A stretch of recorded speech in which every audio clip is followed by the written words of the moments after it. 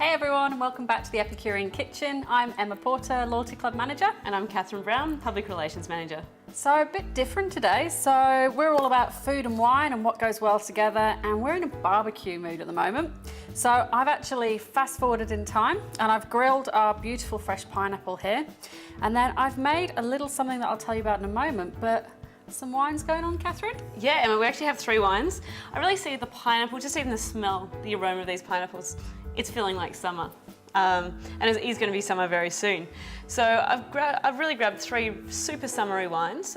These are 3 wines that really came to my attention a few months ago, but back in last summer. But it really got to the end, and I was like, I really want to find the perfect dessert for these. Fantastic. So I've lined the 3 wines up. So I thought we'd actually be able to try the pineapple dish. A little masterclass. Yeah, and actually decide for ourselves.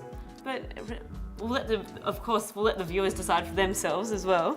But yeah, it's really interesting. It's all about experimentation, and it's all about, like, when you have guests, everyone entertains a lot more in summer. So when you have guests over, it's always a bit of fun to show them something different.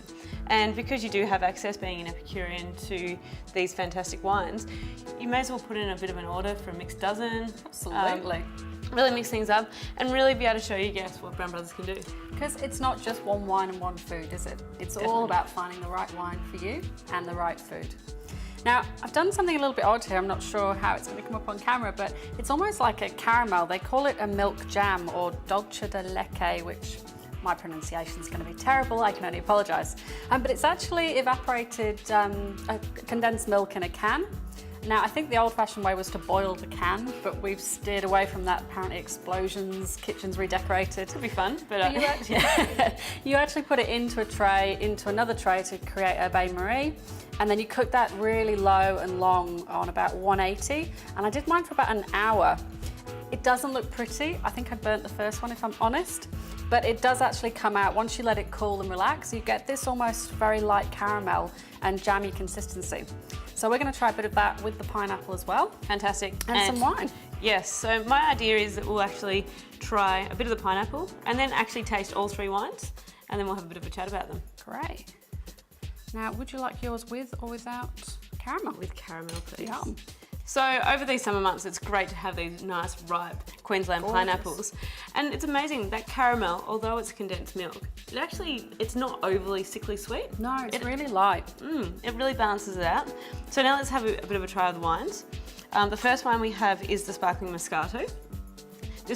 Cheers. This was released last summer.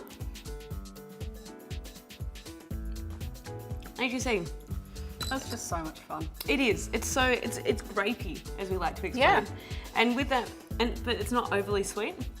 So with that caramel, I think that's actually a really good match. Yeah, that's fantastic. Okay. And the bubbles as well. Sienna Rosso. A lot of our Epicureans know about Sienna. We are the only people that actually make Sienna. And this is the sparkling version that we released a few vintages ago, and it's just been selling so well. Yep, It's absolutely everyone's amazing. a big fan. Oh, I love that. But I think with that dish, Yep, just the really sweet pineapple, but not so fruity sweet, but more, yep, that's just beautiful. and I think it's really good, but I don't want to put your pineapple on the back bench, but I'd actually say I'd love to see that with a berry pudding, or maybe even something. Summer fruit pudding with a sponge. Exactly, maybe even something with chocolate in it. So that's what's really interesting, to have these wines up here. And we're not criticising the wines, they just don't quite. Some things go better with other things. It's Exactly. like people. Very good way now, of looking at it. Orange muscat flora on the end, they're very different to the 2 wines that we've just tried. So our dessert wine obviously goes with dessert. It's a dessert wine. It's a favourite of mine. I'm a really big fan of this one, and we actually do it in the 750ml because you really can enjoy it. This is a fantastic wine. As you just said, yes, the other 2 are sparklings. But moving on to the orange muscat and flora, this wine is a late harvest picked wine. So it means that the grapes have become quite raisined. And we'll taste it now. You can really get that raisin character.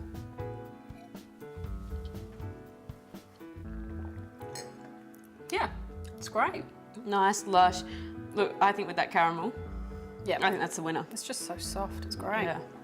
So maybe a bit more pineapple? Yes, definitely. I'd love to see you eat some more pineapple. Okay, cheers, Emma. Cheers, Katherine.